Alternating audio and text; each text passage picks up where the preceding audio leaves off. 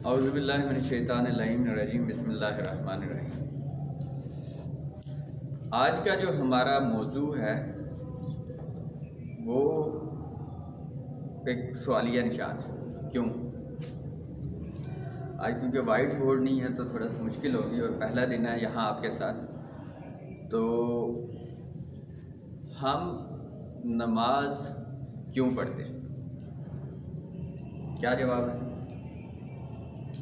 اللہ کا حکم ہے، خدا کا حکم ہے، اور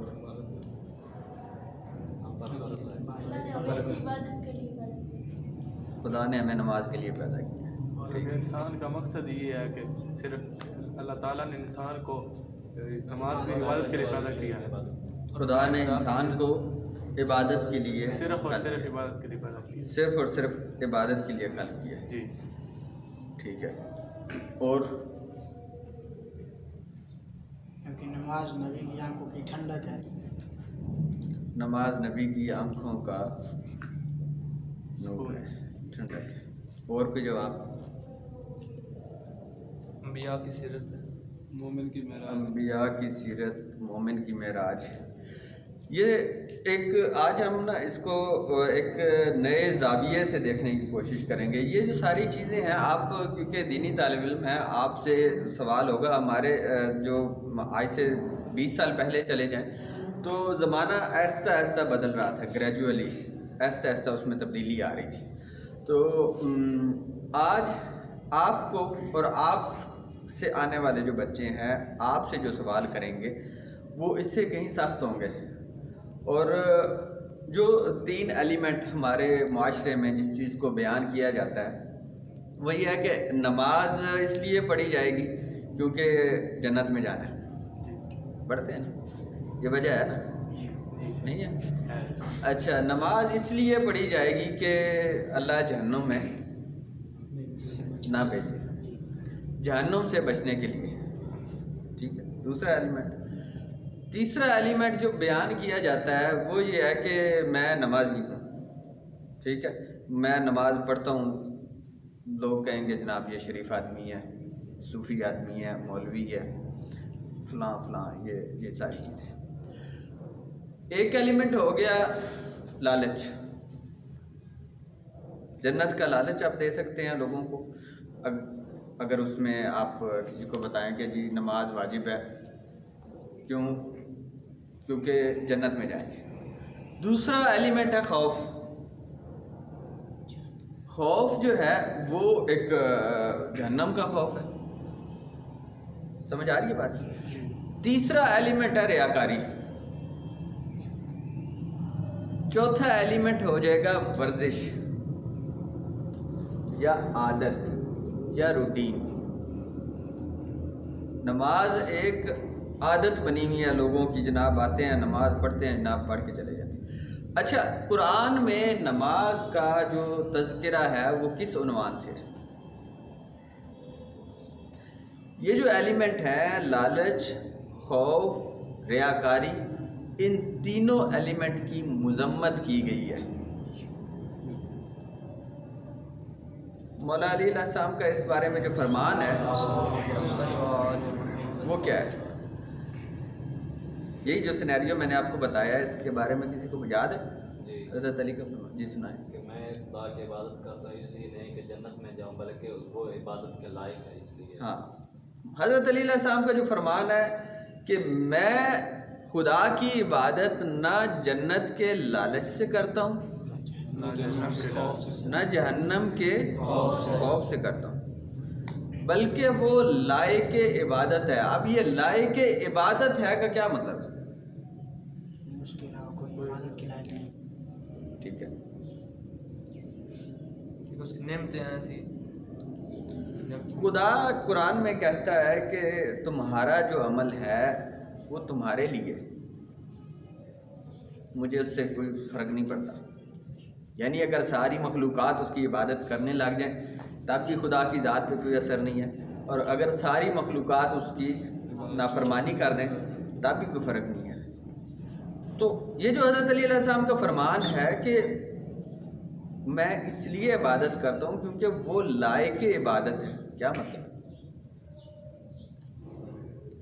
ہمیں ایک حدیث بار بار پڑھائی جاتی ہے کہ جناب 1 گھنٹہ تفکر، غور و فکر کرنا وہ 70 سال کی عبادت سے افضل ہے۔ کیا مطلب؟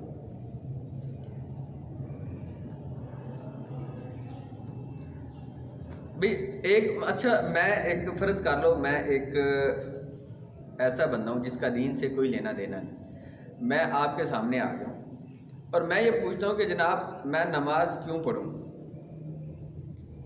نہ آپ نے بتانا ہے کہ یہ لالچ، جنت کا لالچ بھی نہیں دینا، جہنم سے ڈرانا بھی نہیں ہے، اور لوگوں کا تو پتہ ہی ہے، ریاکاری بھی نہیں بتانی، بھی لوگوں کو دکھانے کے لیے پڑھنا ہے۔ کیسے قائل کریں گے مجھے آپ کہ آپ نماز پڑھیں؟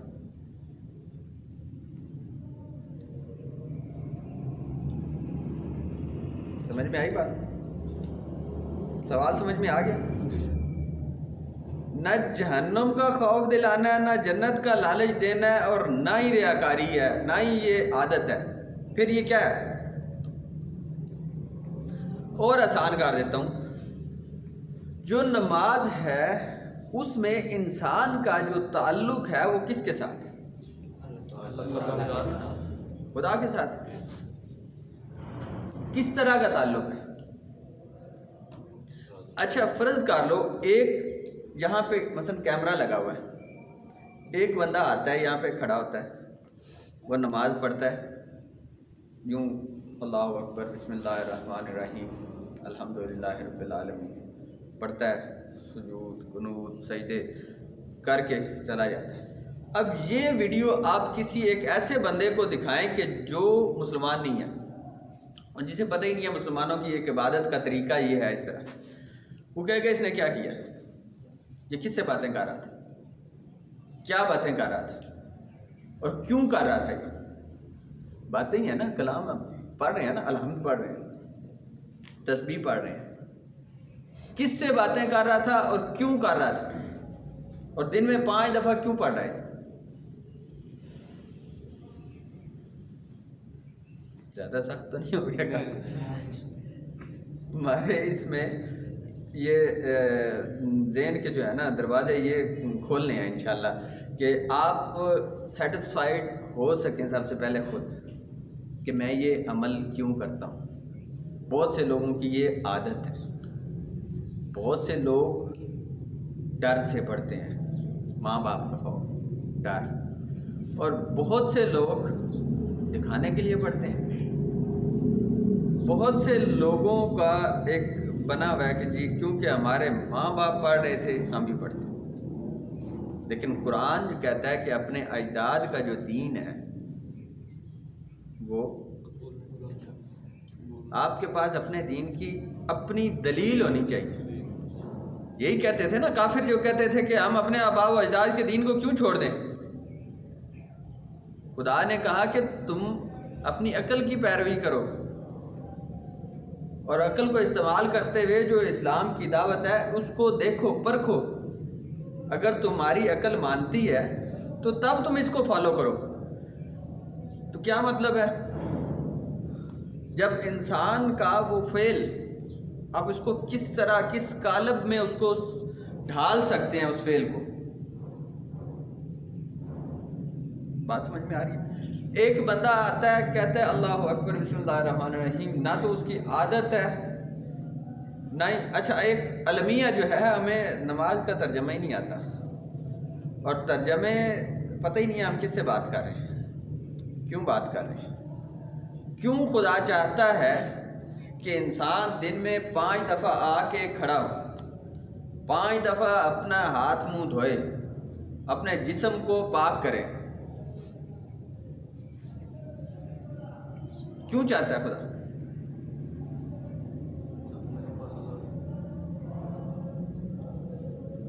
میرا خیال ہے آج بہت ہی سخت سوال پہ سوال آ گئے۔ چلیں اب ان سب سوالوں کے جواب ڈھونڈنے کی کوشش کرتے ہیں کہ کر کے۔ عبادات اور معاملات 2 الگ الگ چیزیں ہیں۔ جب آپ کہہ رہے تھے کہ خدا نے انسان کو صرف نماز کے لیے خلق کیا، تو یہ غلط کنسیپٹ ہے۔ عبادت کے لیے عبادت جو ہے وہ عبادت کا جو کنسیپٹ ہے، عبادت میں عبد اور معبود کا ایک ڈائریکٹ تعلق ہے۔ آپ نے روزہ رکھا ہوا ہے، یہ عبادت ہے۔ گھر خالی ہے، اندر سے کنڈی لگی ہوئی ہے، کوئی دیکھنے والا نہیں ہے سوائے خدا کے۔ آپ اگر پانی پی لیتے ہیں دن کو، دوپہر کو گرمی کا روزہ ہے، پانی پی لیں، روٹی کھا لیں اور دوسروں کو سب کو بتا دیں کہ میں روزے سے ہوں، وہ عبادت ٹھیک ہے؟ نہیں ٹھیک۔ کیوں؟ ریاکاری۔ نماز بھی اسی طرح کی ایک عبادت ہے جس میں انسان کا خدا کے ساتھ ڈائریکٹ تعلق ہے، کوئی عبد اس میں شریک نہیں ہے۔ اگر آپ نماز پڑھتے ہیں لالچ میں، یا جنت لینی ہے، حوروں کا لالچ ہے، غلمان کا لالچ ہے، شرابن طہورا پینا ہے، وہاں پہ بڑے مزے ہوں گے، ٹھیک ہے، یہ ایک نعمتیں ہیں، خدا نے اس کی طرف اشارہ کیا کہ جو میرے بندے ہوں گے ان کو یہ نعمتیں ملیں گی، ٹھیک ہے۔ لیکن ان نعمتوں کے لیے انسان یہاں اس لالچ میں ساری زندگی نماز پڑھتا رہے کہ مجھے جنت ملے گی، یہ جو لالچ ہے یہ ایک شارٹ ٹرم چیز ہے، تھوڑی کوتا مدت۔ مولا علی علیہ السلام کا جو فرمان ہے اس کا جو تیسرا حصہ ہے کہ نہ میں جنت کے لالچ میں پڑھتا ہوں، نہ میں جہنم کے خوف سے پڑھتا ہوں، میں اس لیے پڑھتا ہوں کیونکہ وہ لائق عبادت ہے۔ جب آپ کا تعلق اس ذات سے ڈائریکٹ ہو جائے گا، کوئی اندر واسطہ نہیں ہوگا، تو یہ خود اتنی ایک لذت آور چیز ہے، یہ خود اتنی اہم چیز ہے نماز، کہ آپ اپنے اندر بہت سے بتوں کو، بہت سی غیر خدا مخلوقات کو بزرگ تسلیم نہیں کریں گے، بڑا تسلیم نہیں کریں گے۔ اگر آپ ایک خدا کے آگے صحیح جھک جائیں تو ہزاروں بتوں کو توڑ دیں گے، اور یہ بت جو ہیں یہ انسان کے اندر ہے، وہ سامنے والے بت نہیں ہیں جو ہندو جس کی پوجا کرتے ہیں، یا نبی کریم صلی اللہ علیہ وآلہ وسلم کے زمانے میں جس طرح وہ کرتے تھے۔ آج کے جو بت ہیں وہ اور بت ہیں، آج کے جو بت ہیں وہ اس پہلے بتوں سے زیادہ خطرناک اور خوفناک بت ہیں۔ جب آپ اس کو اس لائق سمجھیں گے کہ اس نے ہمارے لیے یہ چیز خلق کی ہے، وہ چاہتا ہے کہ میرا عبد دن میں 5 دفعہ میرے آگے آ کے کھڑا ہو اور مجھ سے ہم کلام، اور اس کی چاشنی اور لذت اس طرح سے آپ کو بیان، مطلب آسان لفظوں میں بیان کروں تو جنگ احد میں حضرت علی علیہ السلام کو تیر لگا، اور تیر آپ کے پاؤں میں پیوست ہو گیا، وہ نکل نہیں رہا، درد ہو رہی ہے۔ نبی کریم صلی اللہ علیہ وسلم نے فرمایا ان کے پاؤں پہ نا پٹی باندھ دو تیر کے ساتھ۔ جب نماز پڑھنے لگے تو اس وقت انہوں نے پٹی کھول کے تیر نکال دیا، اور انہیں احساس نہیں ہوا، نماز پڑھتے ہوئے انہیں احساس نہیں ہوا، وہ جو درد کی شدت انہیں محسوس ہو رہی تھی وہ نہیں ہوئی۔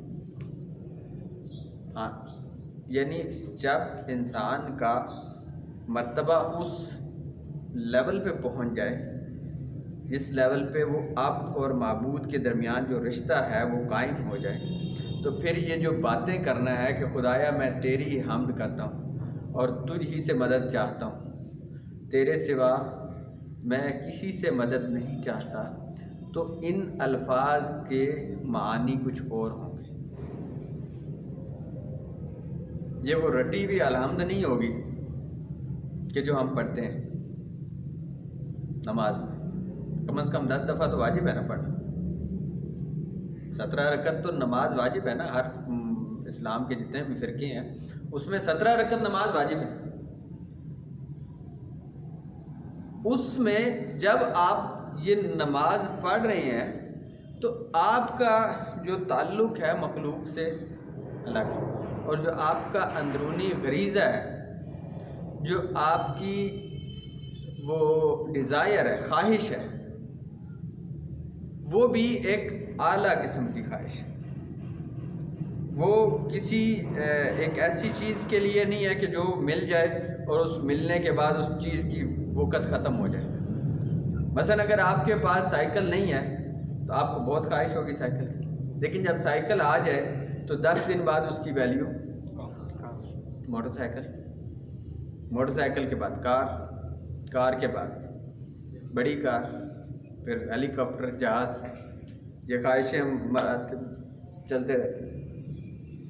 لیکن وہ عبادت جو ہے وہ قابل قدر ہے کہ جس میں انسان اس عبادت کے لیے عبادت کرے،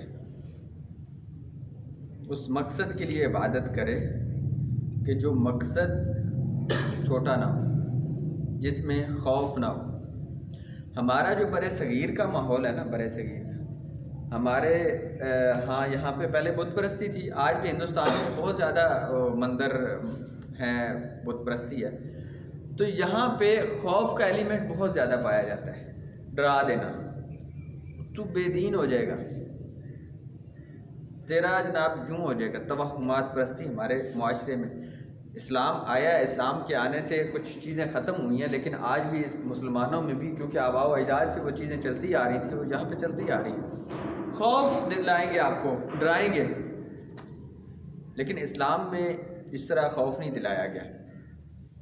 اسلام میں جو عبادت کا کنسیپٹ ہے وہ ہے کہ آپ عبادت اس لیے کریں کہ کیونکہ وہ لائق عبادت ہے۔ قرآن میں ارشاد ہے کہ خدا نے جو بھی یہ کائنات بنائی ہے، اس میں آپ کو کہیں پہ بھی کوئی عیب نظر نہیں آئے گا۔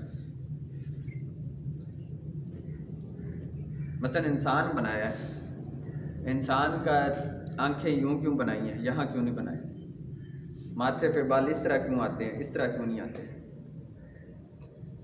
ہونٹ بند کیوں ہو جاتے ہیں، مثلا منہ یہ جو ہونٹ بنائے ہیں اس طرح بیضوی کیوں بنائے، گول کیوں نہیں بنایا، ناک کے جو سوراخ ہے نیچے کیوں رکھا ہے۔ یہ تمام مراحل اور مدارج جو ہیں یہ طے ہوتے ہیں جب انسان غرض خلقت کو سمجھنا شروع کرتا ہے، جاننا شروع کرتا ہے کہ کیوں اس چیز کو خلق کیا، کیوں اس کائنات کو خلق کیا، تو پھر اس نتیجے میں پہنچتا ہے کہ ہاں یہ اس کی وجہ یہ تھی۔ لیکن عبادات جو ہیں، عبادات انسان پہ اس لیے فرض ہیں کہ عبادت میں انسان کی بھلائی ہے، ہماری بھلائی ہے۔ آج انسان اس تحقیق پہ پہنچا ہے کہ 30 دن روزہ رکھنے سے انسان کے اندر جو کینسر کا خطرہ ہے وہ ختم ہو، پہلے نہیں پتہ تھا۔ نماز کا ایک جو دنیاوی فوائد ہیں، جسم کے فوائد ہیں، بے شمار فوائد ذکر ہوئے ہیں، تحقیقیں کی گئی ہیں۔ اس کے جو روحانی فوائد ہیں ان کے بہت زیادہ چیزیں ریسرچ کر کے پتہ چل رہی ہیں۔ آپ کو جب آپ اس دینی طالب علم ہیں اور آپ جائیں گے کل پریچ کریں گے، معاشرے میں جائیں گے، تو آپ کو یہ بچے سوال کریں گے کہ جناب بتائیں، اس کی وجہ بتائیں۔ اگر علت نہیں معلوم تو پھر یا آپ ڈرائیں گے یا لالچ دیں گے تاکہ وہ بندہ کانے خاموش ہو جائے۔ تو یہ طریقہ اب ختم، یہ جو طریقہ ہے نا یہ بہت پیچھے رہ گیا۔ ابھی آنے والے جو آج میرے خیال ہے ہاں ٹائم بھی ہو گیا، آنے والا جو درس ہوگا اس میں ہم معاملات اور عبادات کے اندر ڈفرینشیٹ کرنا سیکھیں گے کہ انسان کے جو عبادات ہیں اس میں تو انسان کا تعلق خدا کے ساتھ ہے، یعنی नमाज, रोज़ा, हज, ज़कात, खुम्स, इसमें ये कुर्बतन इल्लल्लाह करना ज़रूरी है। अगर कुर्बतन इल्लल्लाह नहीं है तो वो खुदा के लिए नहीं है, तो फिर उसकी कोई वैल्यू नहीं है, वो यूज़लेस का, बेकार का। अगर खौफ से कर रहे हैं तो वो खौफ जब ख़त्म होगा, मसलन अगर आप नमाज़ पढ़ रहे हैं कि जहन्नुम के लिए, जहन्नुम से बचने के लिए, जहन्नुम से बचने के लिए, आप देखते हैं कि दुनिया में 7 अरब आबादी है, उनमें कोई 2 अरब मुसलमान हैं, तो 5 अरब लोगों को जहन्नुम का डर ही नहीं है। अगर दुनिया में मसलन आधे से ज़्यादा आबादी, 60% आबादी को कोई जहन्नुम का खौफ नहीं, उन्हें जन्नत में नहीं जाना, फिर क्या करेंगे? फिर आपका ये जो फिलॉसफी है फेल हो जाएगी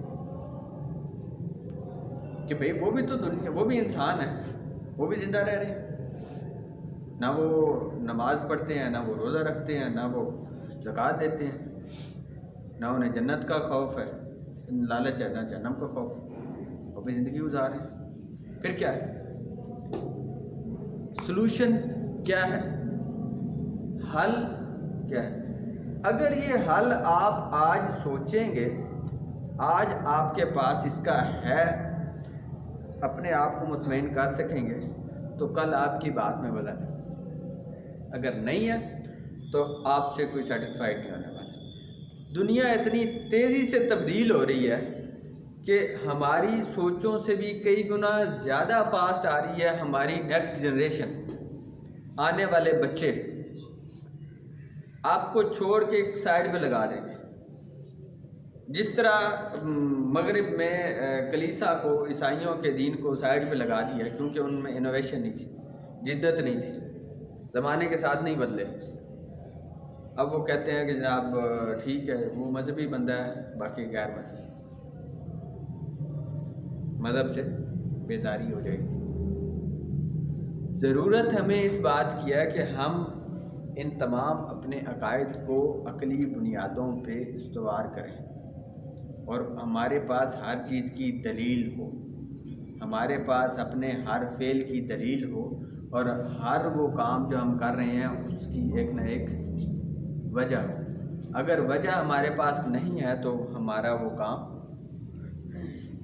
यूज़लेस। पर मोहम्मद वाले मोहम्मद सल्लल्लाहु अलैहि वसल्लम।